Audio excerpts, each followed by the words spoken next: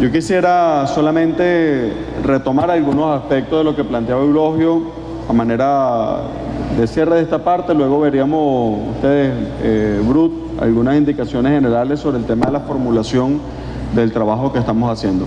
Siempre corresponde contextualizar el trabajo que estamos efectuando. Estamos haciendo la revisión de lo que corresponde con los planes 2016 y lo que va a ser la formulación 2017. Ese es el trabajo que nos tiene en este momento. Eso nos lleva, por supuesto, a la articulación plena de las políticas públicas del Estado revolucionario en un momento específico de guerra económica. Bueno, la mayor articulación de las políticas públicas para poder avanzar. Es precisamente esa la visión integral que tenemos en este momento.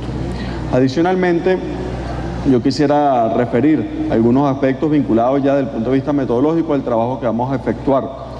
Ahí tenemos el plan sectorial con todo el horizonte temporal que plantea el sector petrolero.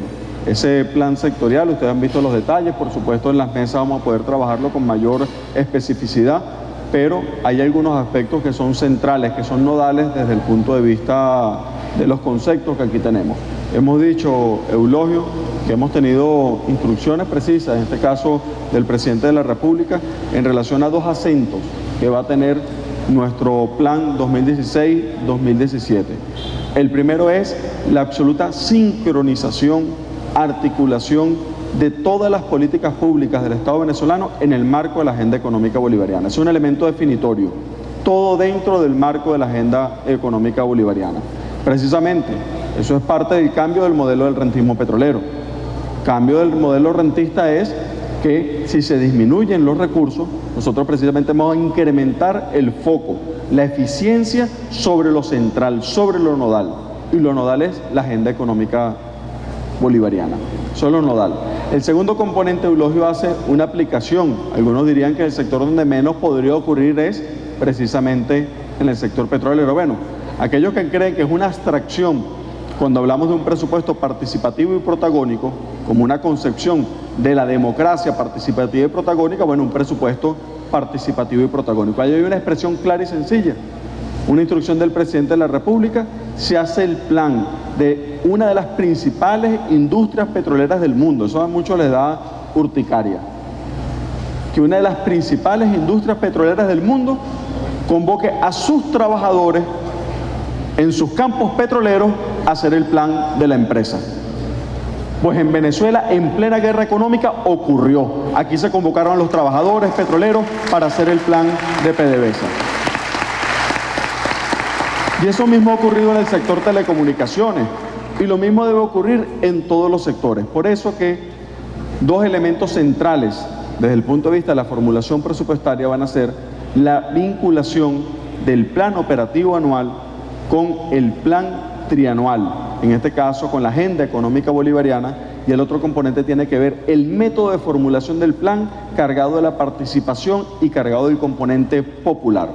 Es por eso que el tema de los consejos presidenciales en la formulación presupuestaria va a ser un aspecto central, y de la misma manera la participación de los trabajadores de las principales empresas en la formulación de los proyectos emblemáticos de sus empresas.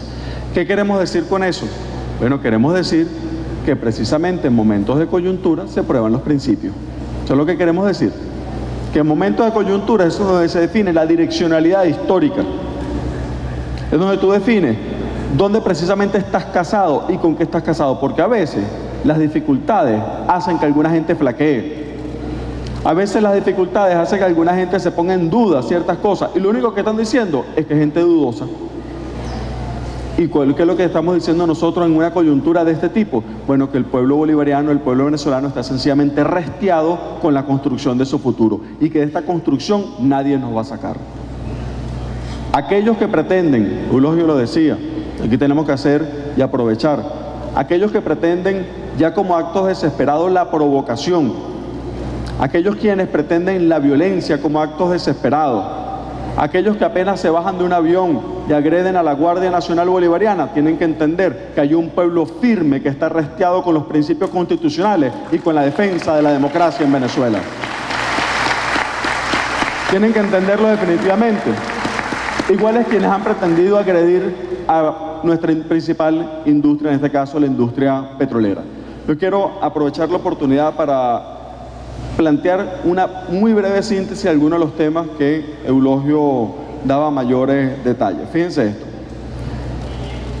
Una premisa, digamos, a nivel mundial, y Eulogio lo sabe perfectamente con la experiencia en el mundo petrolero, es que apenas hay una pequeña perturbación de cualquier elemento del precio y se abandonan las inversiones. Apenas hay cualquier perturbación en los precios. Pues una demostración plena de la soberanía que tiene Venezuela es que en plena perturbación, uno de los cataclismos más grandes por lo sostenido de los precios del petróleo, y Venezuela mantiene su plan de inversión en el sector petrolero. Eso es un mensaje al mundo, pero un mensaje también sobre nuestra fortaleza. La CEPAL acaba de reconocer un crecimiento de 153% de la inversión internacional en Venezuela entre el 2014 y 2015. Ustedes seguramente lo vieron en todos los titulares en primera página de la prensa. Seguramente fue desplegado por todos lados. ¿Cómo es eso que un país que está en guerra económica, que tiene una guerra titánica con los indicadores mundiales de riesgo, incrementa en 153% su inversión? ¿Y saben cuál es el sector donde tiene más peso ese incremento de la inversión? Inversión internacional. ¿Saben cuál es uno de los sectores? El petrolero. Precisamente el petrolero es donde se presentan de los mayores incrementos de inversión. Pero adicionalmente, muchos cuestionan la relación con China. Y parte de la relación con China nos lleva a una de las inversiones activas más importantes que se está haciendo en cualquier parte del mundo, y es la inversión que se efectúa en la faja petrolífera del Orinoco. Nosotros en este momento tenemos recursos, líneas de financiamiento directo con China, superiores a 5.000 millones de dólares, vinculadas precisamente al financiamiento en las instalaciones que estamos haciendo en este momento en la faja petrolífera. Ese es un elemento fundamental. De los pocos países del mundo que está haciendo inversión en petróleo, es Venezuela, por instrucción del presidente Maduro. ¿Por qué? Porque nosotros estamos apostando al futuro. Nosotros sabemos que esto es una coyuntura y que nosotros vamos a estar aquí dispuestos precisamente para el momento de la cosecha del futuro que viene a partir del año 2017. Entonces, nosotros tenemos eso.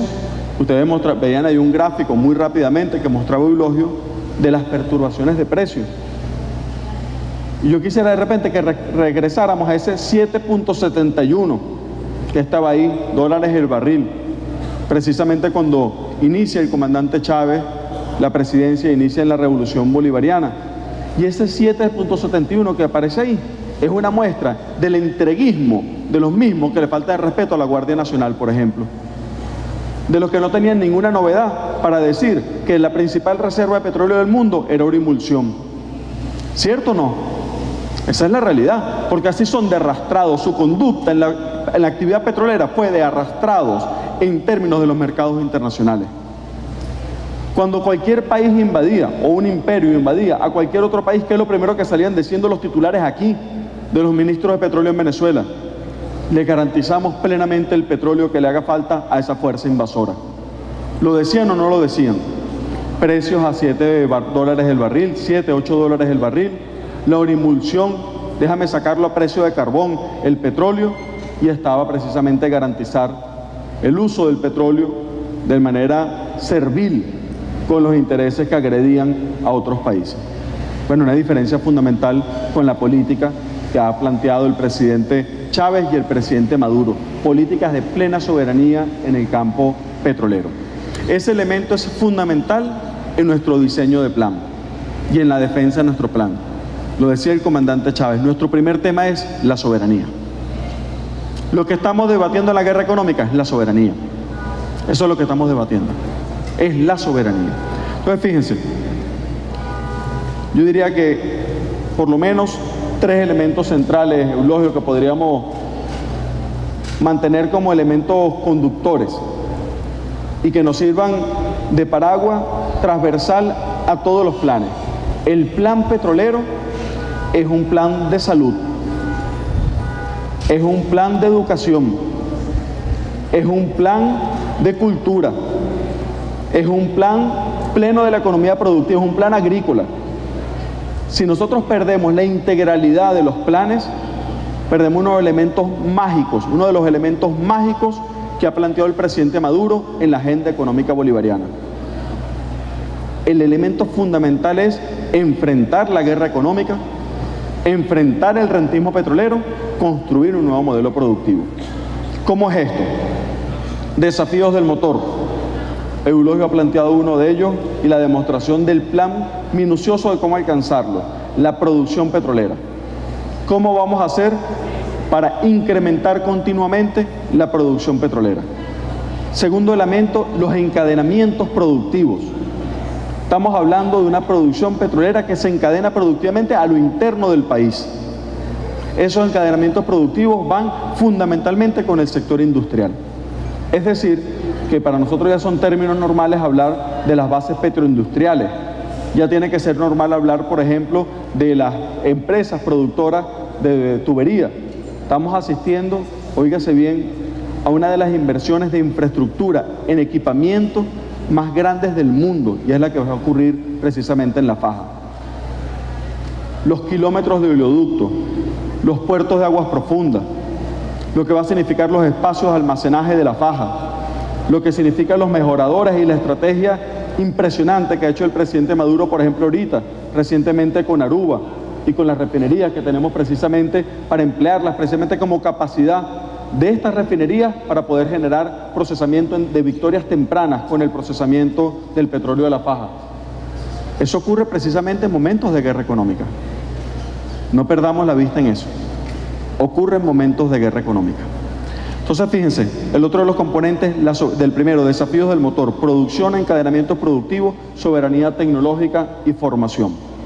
El tema de la soberanía tecnológica y la formación es vital. Diríamos que es el gran componente. El presidente ha insistido en la sustitución de importaciones, el presidente Maduro. Sustitución de importaciones. Aquí tenemos un desafío fundamental. Esa sustitución de importaciones tiene de la academia, tiene de la tecnología, pero tiene fundamentalmente de los patios de los trabajadores de nuestras principales industrias. Tiene que tener de los trabajadores de Sidor, de los trabajadores de CanTV, de los trabajadores del Metro y de los trabajadores de PDVSA, acudiendo al modelo de sustitución de importaciones para PDVSA y para el resto del aparato productivo del país. El ingenio, el talante para la sustitución.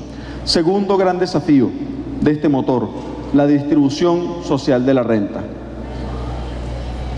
Es un segundo gran desafío. Miren, el presidente Maduro lo ha dicho, y por alguna razón el dato no es dimensionado en el orden de magnitud que tiene. El año pasado, nuestro valor del ingreso versus la inversión social era de 62%. Es decir, en todos los años de revolución, el total del dinero ingresado, de los recursos ingresados versus la inversión social era 62%. En el último año pasó de 62 a 71.4. ¿Qué dice eso? Que en un momento donde se contraen los ingresos, se incremente la inversión, el porcentaje dedicado a la inversión social. ¿Qué dice eso? Pareciera mentira, ¿verdad? El dato, que se haya incrementado de 62 a 71. ¿Saben lo que dice eso? ¿Dónde están las prioridades del gobierno? ¿Ese indicador lo hubiese logrado la Cuarta República? Imposible.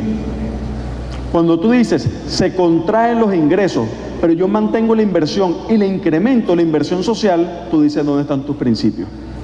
Tú dices dónde están precisamente tu voluntad. Fíjense este otro dato. Nosotros hemos tenido reducciones en promedio del ingreso petrolero. Valor de un año puede ser 60%, pero el valor reciente puede estar en un 93% de reducción. ¿Se redujo en esa proporción las importaciones de alimentos?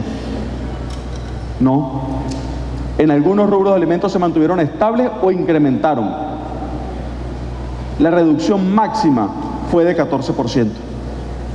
La reducción del ingreso, 93%. Y en los alimentos, en muchos se mantuvo. Y cuando ocurre el pico mayor, es de 13% de reducción. ¿Qué está diciendo? Insisto. Está hablando dónde están las prioridades. Por eso, el indicador que decíamos, que si no existiese una revolución en Venezuela, la pobreza estaría en 88% y no rondando los 30 puntos, que es el valor histórico que ha tenido en los últimos años en Venezuela. O no habría reducido la pobreza extrema como en efecto lo ha hecho. Es sumamente importante el tema de, primero decíamos, desafíos del motor, segundo, la distribución social de la renta, y el tercero de los grandes componentes tiene que ver con el nuevo modelo económico productivo y la agenda económica bolivariana. Este es un aspecto central. Ustedes ven que en todas las iniciativas que ha planteado el presidente Maduro, que adelanta el ministro de Petróleo en nuestro país, ven que todas las iniciativas tienen un enfoque y ya no es exclusivamente el tema del barril petrolero. Inmediatamente va detrás el encadenamiento productivo. Inmediatamente va por detrás todos los desafíos de la vinculación con el resto de los motores productivos. La mayor incorporación de los componentes locales, la sustitución de importaciones. Ahora fíjense bien, hay un aspecto central que no podemos pasar desapercibido. Lo decía Eulogio ahora, y es el decreto de la Zona de Desarrollo Estratégico Nacional, Faja Petrolífera del Orinoco, Hugo Chávez Frías. Tenía que tener ese nombre. No se llama Faja Petrolífera de la Orimulsión, no se llama Faja del Bitumen, no se llama la Faja del Engaño, que era como hubiese tenido el nombre en la Cuarta República.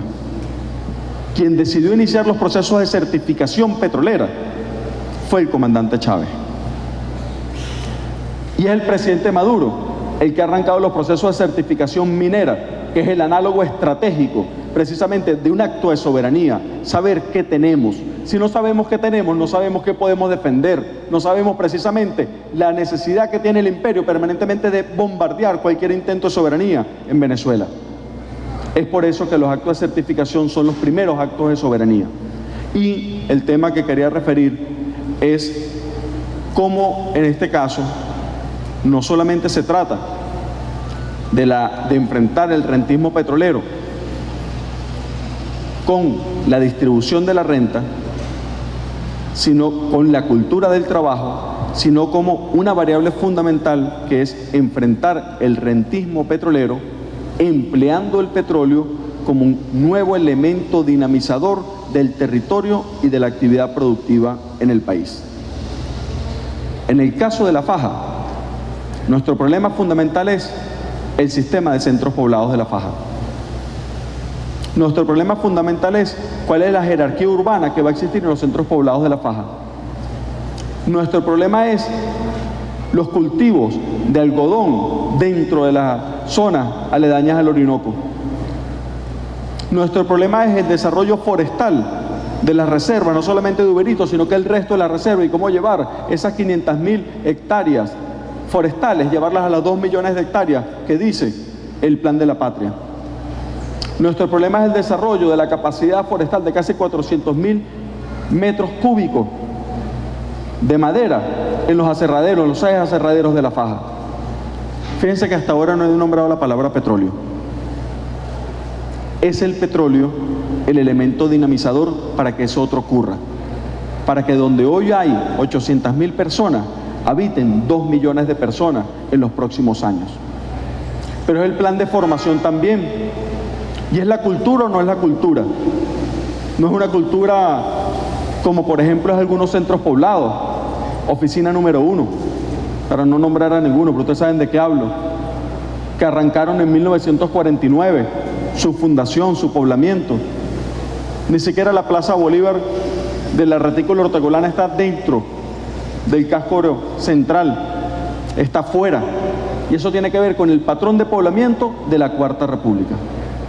Entonces, lo que nosotros nos estamos debatiendo en cada uno de los motores que ha planteado el presidente de la República, lo que nos estamos debatiendo es el futuro. Es eso lo que nos estamos debatiendo. Como enfrentemos la guerra económica, del coraje con que enfrentemos la guerra económica va a depender el futuro. Si nos amilanamos, seremos esclavos. Si bajamos la cabeza ante las adversidades, simplemente vamos a abrir las compuertas para que se pierda la principal reivindicación de nuestro pueblo y es su derecho a ser libre. Del cambio de las bases productivas de nuestro país va a salir la diversificación productiva. De la diversificación productiva van a salir los nuevos patrones espaciales del espacio, de ocupación y desarrollo del espacio. De ahí va a salir que Venezuela no sea Puerto Cabello y La Guaira. De ahí va a salir que Venezuela sea Cabrutica, que sea volteada sobre el Tigre Tigrito. Va a salir que Cabruta esté en el mapa. Va a salir que en Santa María de Pira exista dentro del territorio. Va a salir que toda la inmensidad de potencialidades del país sean parte de los motores y del desarrollo productivo de Venezuela. Es por eso que nosotros no nos amilanamos con la guerra económica, porque nosotros sabemos, como diría el presidente Maduro, que la guerra económica es la oportunidad del futuro. Así que quienes nos agreden, siguen agrediendo a este pueblo, porque lo que hacen es que crezca el coraje.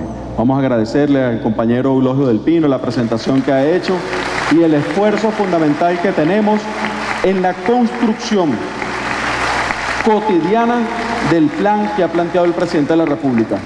El seguimiento cotidiano del plan, la máxima eficiencia del plan, casi que de manera cartesiana en el seguimiento del plan, de manera milimétrica, cada aspecto del plan, cada meta del plan, pero de manera hasta, diríamos, enfermiza en llevarlo a los cronogramas. ¿Qué meta nos tocaba hoy? ¿Qué meta nos toca la semana? ¿Qué meta nos toca el mes? Aquí no hay tiempo que perder. Aquí no estamos esperando que pase la coyuntura. Nosotros estamos construyendo el 2016, el 2017 como los años de la inflexión en el modelo económico y social de Venezuela. Muchas gracias.